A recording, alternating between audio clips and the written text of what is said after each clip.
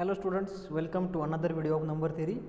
Today we are going to discuss the examples on Wilson's theorem and the converse of Wilson's theorem. So first example on Wilson's theorem is verify the Wilson's theorem for P is equals to 13. Verify Wilson's theorem for P is equals to 13. The statement of Wilson's theorem was if P is prime, then P minus 1 factorial is congruent to minus 1 mod P. So this example is verify Wilson's theorem for P is equals to 13. That is, we have to prove that P minus 1 factorial, that is 12 factorial, is congruent to minus 1 mod P. So here our claim is given that P is equals to 13, and our claim is P minus 1 factorial, that is 13 minus 1 factorial, is congruent to minus 1 mod 13. We will prove this P 13 minus 1 factorial is congruent to minus 1 mod 13 in similar manner as we have done in the proof of Wilson's theorem. Here let A be any integer,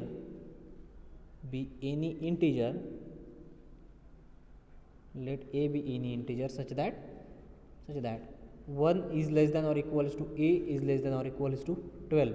In the proof of Wilson's theorem, we have taken A such that 1 is less equal, A is less equal, P minus 1. So here P is equals 13. So 1 is less equal, A is less equal 12. Therefore, GCD of A and P, here A and A is lies between 1 to 12 and P is 13, is equals to, that is GCD of this A with 13 is equals to 1. Therefore the congruence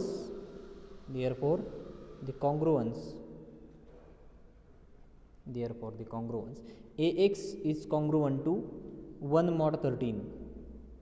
Therefore the congruence AX is congruent to 1 mod 13 has solution. We are proving this in same way as we have proved in Wilson's theorem, taking A such that A lies between 1 to 12, and here therefore GCD of A and 13 becomes 1, and using the result GCD of A and M is equals to 1 if and only if the congruence AX is congruent to 1 mod M has solution. Using that result we get AX is congruent to 1 mod 13 has solution. Suppose that solution be say A bar.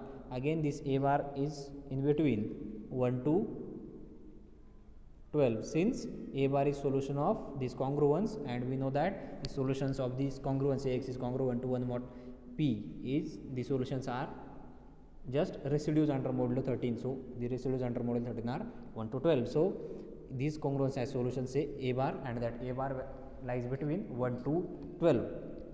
So therefore this A bar is solution. So this A bar satisfies this congruence. Therefore this A bar is congruent to 1 modulo 13. A bar is congruent to 1 modulo 13, and Wilson's theorem says that pairing these A and A bar.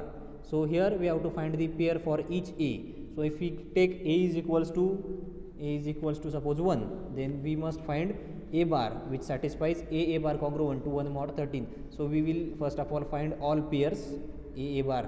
There are exactly P minus 3 by 2 pairs. So P is 13, P minus 3 is 10, 10 by 2 is, there must be 5 pairs, 5 and 1 another, that is 6 pairs. Sixth one is for A is equals to A bar. So finding all 6 pairs and multiplying that congruence each other, we get the solution. So here if our A is equals to 1, then A bar must be equals to some integer in between 1 to 12 which satisfies the congruence. A bar is congruent to 1 mod 13. So for A is equals to 1, A bar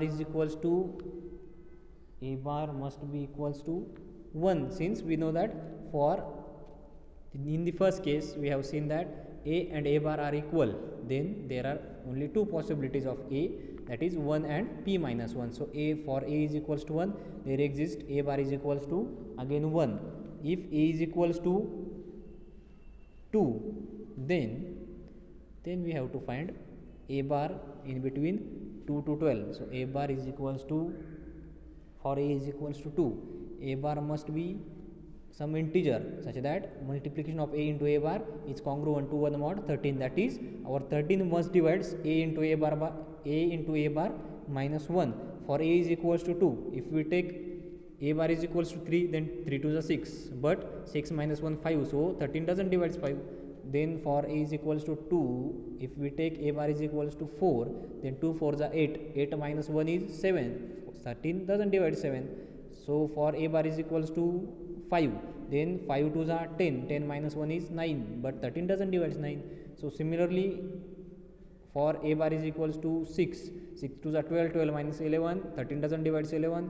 Again for A bar, A is equals to 2, A bar is equals to 7, 7 2 is 14, 14 minus 1 13, and 13 divides 13. So A bar is must be 7. So for each, for A bar, sorry, for A is equals to 2, we get A bar is equals to 7, such that 7, this 2 and 7, that is A and A bar satisfies this congruence. Now for A is equals to 3, then A bar must be, so for A is equals to 3, if we take here already 1 and 7 are taken in these two congruences, and we know that AX is congruent to 1 mod M has unique solution.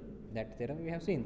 So for A is equals to 3, these solutions are, these two numbers A bar is equals to 1 and 7 are, we are not going to check for 1 and 7 here, since these two are already taken in this first two congruences. So for A is equals to 3, we are going to check 3, so 4, 4 3s are 12 minus 1 11, 5 3s are 15 minus 1 14, 14 13 doesn't divide 14. So 3 6 3s are 18 minus 1 17, 13 doesn't divide 17. Then 7 3s are 7 already taken. So 8 3s are 24 minus 1 is 23, 13 doesn't divide 23. So 3 9s are 27, 27 minus 1 is 26, 13 2s are 26, so 13 divides 26. So A is equals to 3, there exists A bar is equals to 9. So 9 3s are 27 minus 1 26, and 13 divides 26. So now for A is equals to 4, if A is equals to 4, then A bar must be, suppose 4, so here 1 7 and 9 taken, so we must find the numbers, and we know that this A and A bar in the Wilson's theorem we have seen that, just a second, so Wilson's theorem,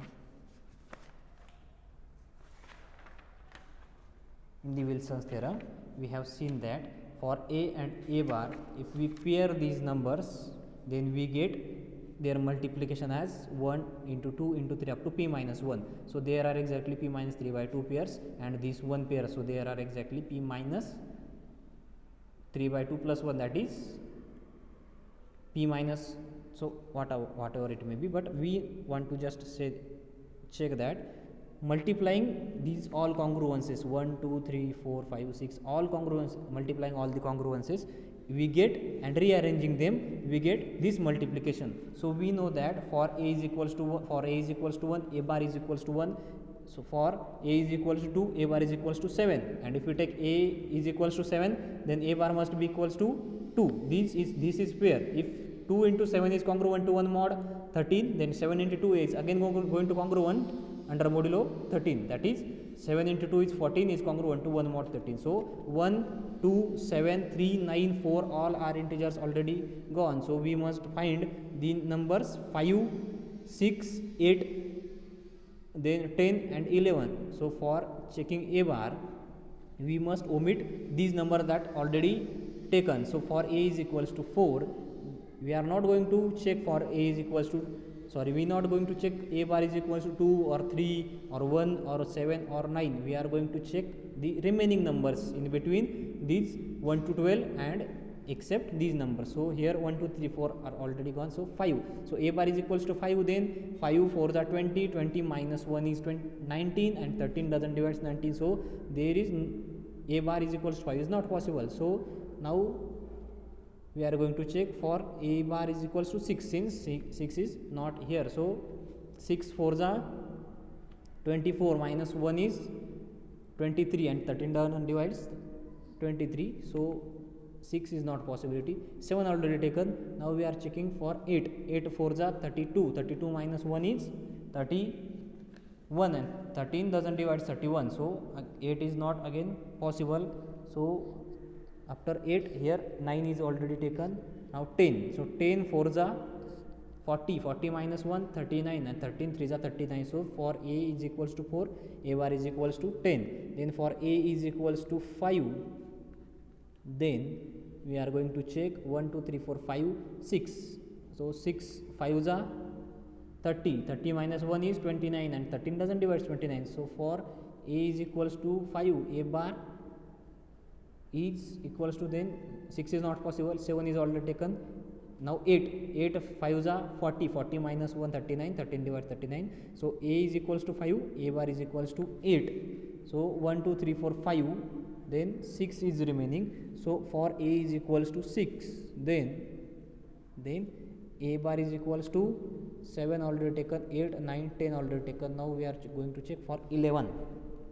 11 6 are 66, 66 minus 1 65, 13 5s are 65. So 13 divided 65 implies for a is equals to 6, a bar is equals to 11, since 11 6 are 66 minus 1 65, 13 divided 65. So a bar is equals to 11. Now a bar is equals to 11 is gone. For a is equals to 12 we are going to check, since 1 2 3 4 5 6 7 8 9 10 and 11 are already gone. So for a is equals to 12. We are not going to check for a is equals to 7, since for a is equals to 7, a bar must be 2, since 7 is already paired with 2. So we are not going to check for 7, for 8 9 10, since 8 is paired with 5, 9 is paired with 3, 10 is paired with 4. So we are not going to check for them, since for if we take a is equals to 10, then a bar must be 4. So these are congruent to each other. So for a is equals to 12, then to find a bar is equals to what? Since we have seen two cases in the proof of Wilson's theorem, for a is equals to a bar, there are two possibilities, a and a bar is equals if and only if a is equals to 1 or a is equals to p minus 1. So a is equals to 1, we have taken a bar is equals to 1, and for a bar is equals to p minus 1, that is 13 minus 1 is 12, a bar is again equals to 12. So pairing these 1 2 3 4 5 6 and 7 pairs, we and multiplying these congruences, since 1 into 1 is congruent to 1 modulo 13, 2 into 7 is congruent to 1 modulo 13, 3 into 9 is congruent to 1 modulo 13. So multiplying these all 7 pairs, we get these pairs satisfies, these all pairs satisfies, these pairs satisfies the congruence, ax is a into a bar is congruent to 1 mod p, that is 1 mod 13. So instead of writing p, I will write here 1 mod 13. So now consider the multiplication of these. Now consider 13 minus 1 factorial, which is equals to our 12 factorial, and 12 factorial we write 12 factorial as 1 into 2 into 3 into 4 into 5 into 6 into 7 8 9 10 11 and 12, multiplication of first 12 numbers. Since 13 minus 1 is 12 and 12 factorial, we can write it in this manner. And now pairing this or writing this in another way, that is writing in this, suppose 1 into 1, now 2 into 7 means rearranging this number in this pair wise, we can write 2 into 7, 3 into 9, then 4 into 10, then 5 into 8. This is multiplication. 1 into 2 into 7 into 3 into 9 into 4 into 10 into 5 into 8 is just a multiplication, but we are writing these numbers in different manner in these pairs. 5 into 8 into 6 into 11 into this 12. We can write these numbers in this manner. So which is congruent? 2 into 7 is congruent to 1 modulo 13. So taking congruence under modulo 13, we can write 1 into this. 2 into 7 is congruent to 1, 3 into 9 is again congruent to 1, then 4 into 10 is again congruent to 1, 5 into 8 is again congruent to 1, 6 into 11 is again congruent to 1, and this 12 under modulo 13. I am writing here 1 since I am taking this congruence under modulo 13, and we know that 12 is congruent to, or we can write it as 1 into 12 is 12 under modulo 13, and we know that 13 is congruent to minus 1 mod 13.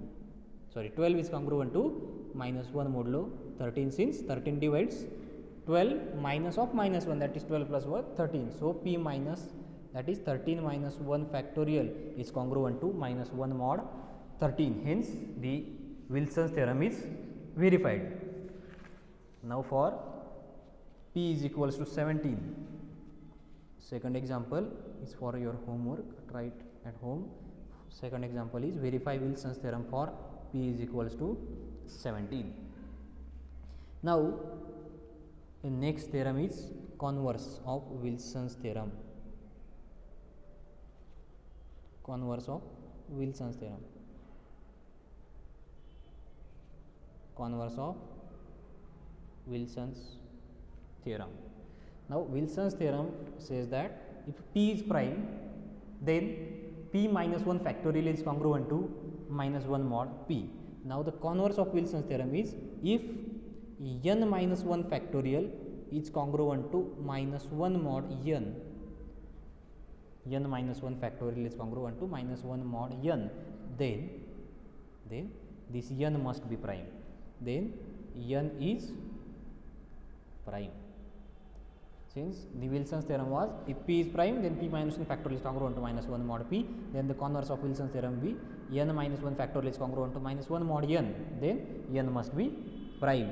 Now to prove this, we are going to prove this by using contradiction. Since we have given this n be any integer, and we are going to prove this n is prime number.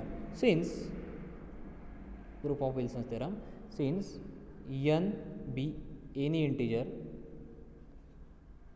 n be any integer, and this n satisfies this congruence, and n satisfies this congruence means n minus 1 factorial is congruent to minus 1 mod n, minus 1 mod n. Now by using definition of congruence, we can write, therefore by definition of congruence,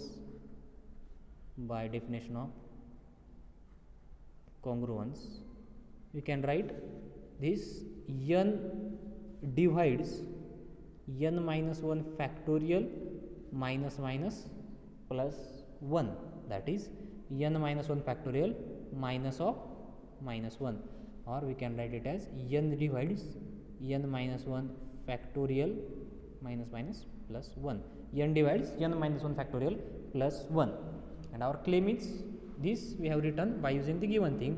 Our claim is this n is prime, this n is prime. Now we are going to prove this n is prime by contradiction. Now prove by contradiction. Prove by contradiction. Prove by contradiction. That is, on contrary, we are going to suppose n is not prime. On contrary, suppose. On contrary, suppose n is not a prime number. N is not a prime. N is not prime means n is composite. Therefore n is composite number. Therefore n is composite number. Now if n is composite number, then there must exist a proper divisor of n, that is that is there exists a proper divisor. There exists a proper divisor. Proper divisor means divisor other than 1 and n itself. The other divisor than 1 and n. So there exists a proper divisor of n. There exists a proper divisor of n. Suppose that divisor be d. That is d divides n. There exists a proper divisor of n, say d. That is d divides n, and this d is must be greater than 1 and less than n. Proper divisor means other than 1 and n. So d is proper divisor such that d divides n and 1 less than d less than n. That is d is proper divisor means d divides n and d is neither equal to 1 nor equal to n. So d is proper divisor, or we can write it as this d divides n and this 1 less than d less than n, we can write it as 2 less than or equals to d less than or equals to n minus 1. That is d varies from 1 to n, but d is not equals to 1 and d not equals to n. So we can write it as d is less than or equals to 2 or less than or equals to, sorry, d is greater than or equals to 2 is less than or equals to d is less than or equals to n minus 1 means d varies from 2 to n minus 1. Now here from given things we have written n divides n minus 1 factorial plus 1, and from this we can say that d divides this n. So by transitivity we can write d divides this number. Suppose this is equation number 1 and this is equation number 2. So from equation number 1 and equation number 2 and using transitivity we can write, since d divides n and n divides this number, so a divides b, b divides c, then a divides c. Using that result we can write, therefore from equation number 1, 2 and using transitivity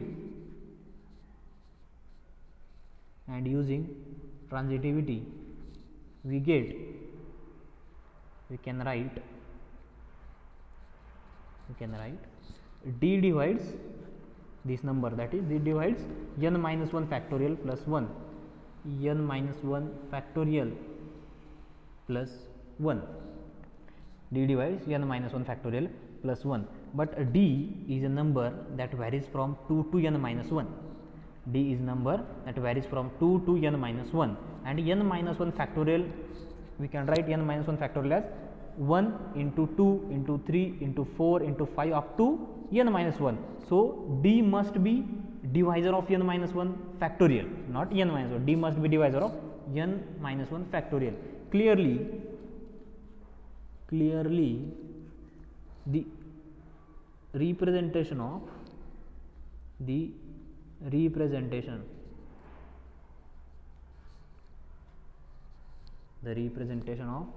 n minus 1 factorial, the representation of n minus 1 factorial has factor d. Since our d is a number that must be less than or equals to n minus 1 and greater than or equals to 2, that is this d is an integer, that integer must be from 2 to n minus 1, and we know that n minus 1 factorial is 1 into 2 into 3 into 4 up to n minus 1, and d is less than n minus 1 or less than or equals to n minus 1 and greater than 2. So if we write just a second, I will write here, this is rough work.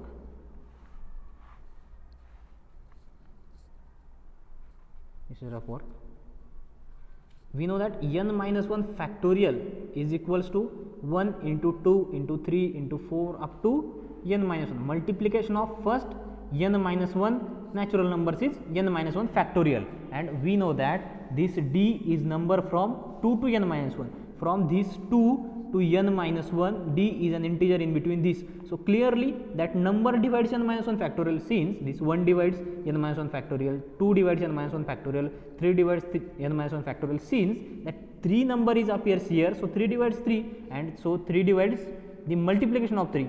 So this implies any number here 4 divides this factorization, since 4 itself present in that factorization. So the number which is find from the multiplication of all the numbers by 4, we get that number is multiple of 4. So, 4 divides this factorization. Similarly, d is number from 2 to n minus 1, suppose that number be 5, then 5 must divide this factorization since 5 is itself appears here, 5 is itself in the multiplication of this number.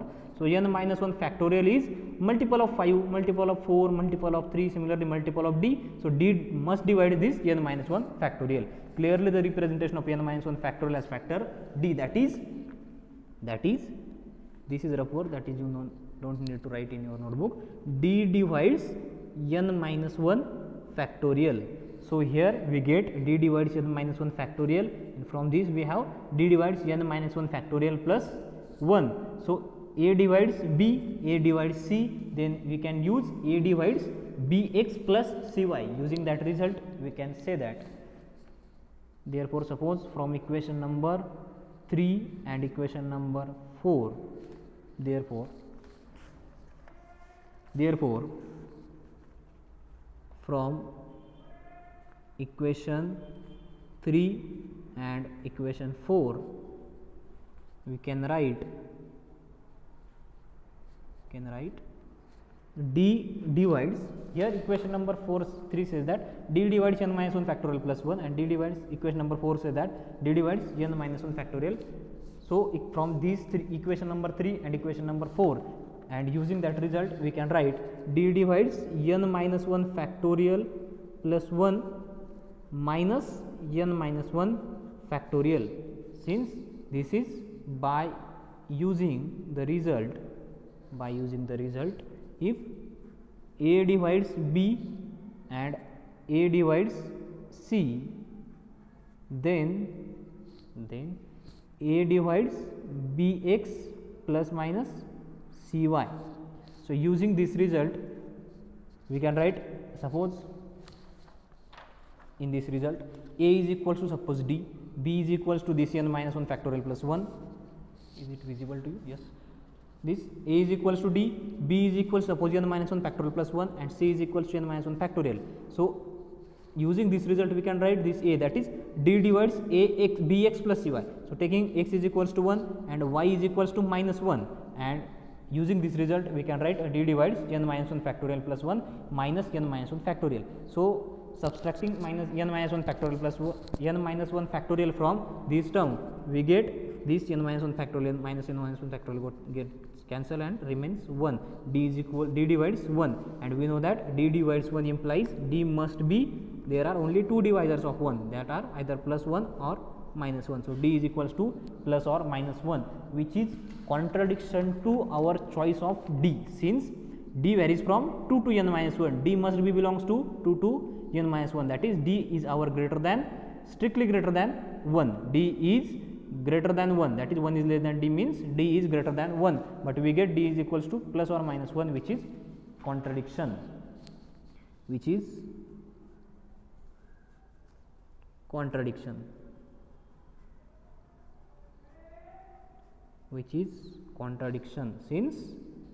since our d is greater than 1, hence n must be prime, hence the proof of converse of Wilson's theorem, that is converse of Wilson's theorem is also hold, and converse is n minus 1 factorial is congruent to minus 1 mod n, then n must be prime, hence the proof.